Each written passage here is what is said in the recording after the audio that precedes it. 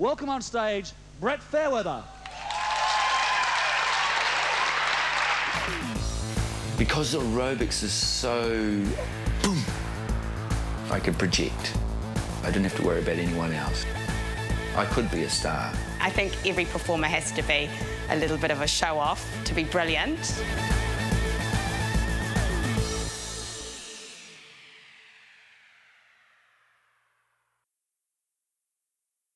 When you're starting out, when you're 18, you just want to pump.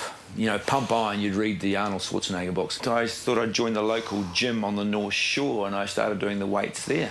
And the music was going through these aerobic classes.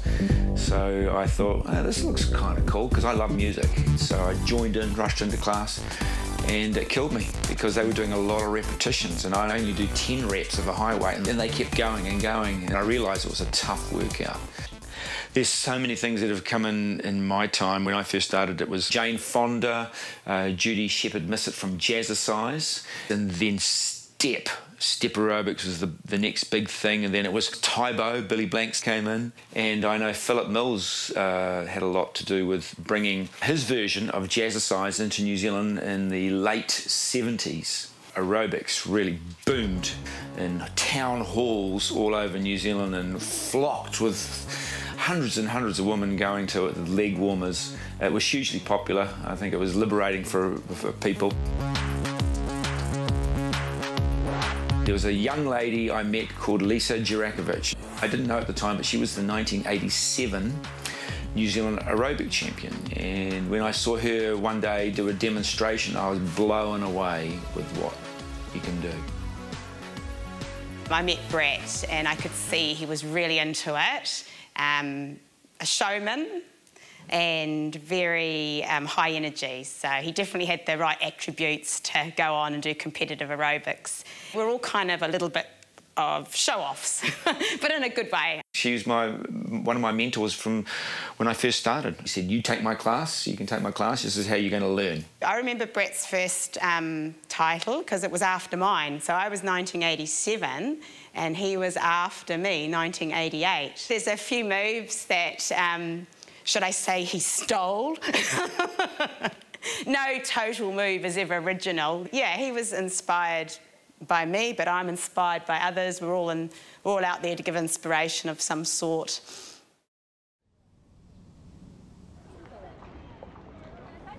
Well, I was so nervous when I competed in Japan. I'd come from New Zealand.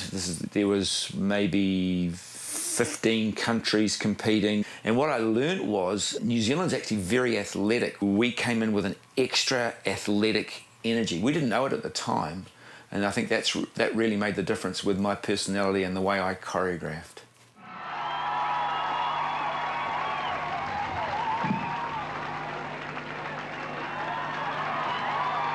I remember being nervous. Your heart rate is going like this, and it all gets put into check when you have to hit the music because you've worked on your routine, so you've got to be able to keep in time to the beat of the music. So if you're so nervous, you're going to race the music or you're going to be behind the beat.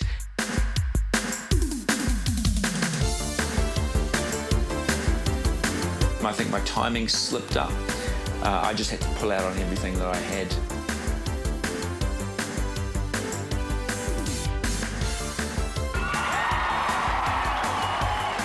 So it was a real shock and an incredible joy to win it, and to see that New Zealand flag going up and hear our national anthem and stand on the podium, and to think I could be a world champion. It was quite unbelievable, really. So when I won the 1990 World Cup, everything changed. So I could walk down the street and you can pretty much guarantee that someone goes, "Is that aerobics guy?" And you could see the heads turn. So for about 4 or 5 years, I was touring the world as a world aerobic champion. I went to 23 different countries, and that's how I earned my money. People were paying me to travel to their country, paying me to do classes, sharing our love for what we do. It was fabulous. It was incredible.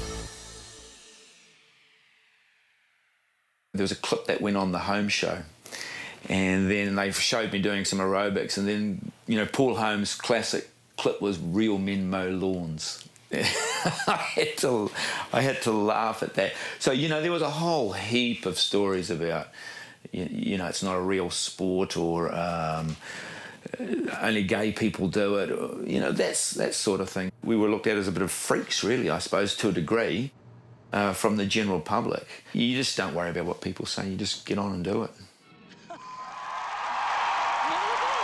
This is a man that could go Hollywood. What a performance, Bret Fairweather. It remains to be seen, though, whether the judges will be distracted by the show.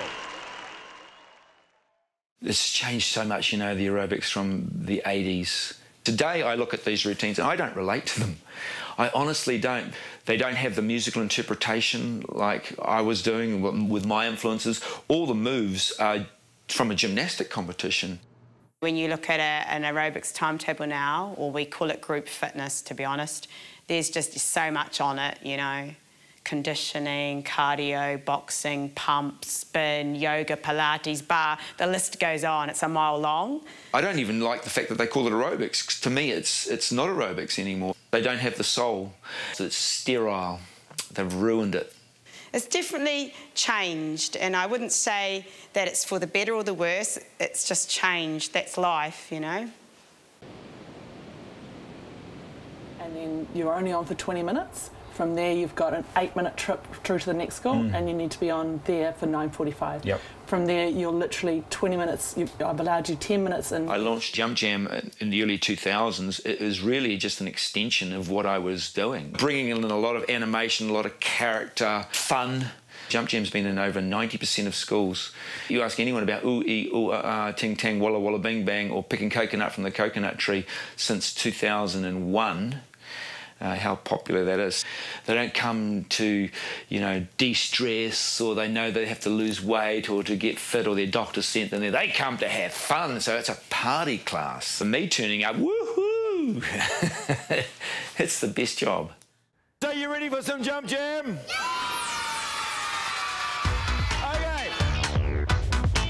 And that is probably my most proudest achievement, is that I can take my sport and I can spread it wide across New Zealand. I can still see the high and low impact mix definitely coming back. There are a few old school instructors doing it. You'll probably see them advertised as retro classes.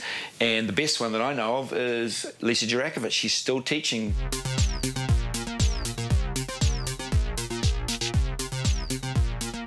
I just wanted to bring back that fun feeling that you know, exercise doesn't have to be always so serious, and we're not all training for the Olympics. So in a way, my retro class is like the adult version of Jump Jam, you know, just going crazy to great beats. I'll hold 80s close to my heart.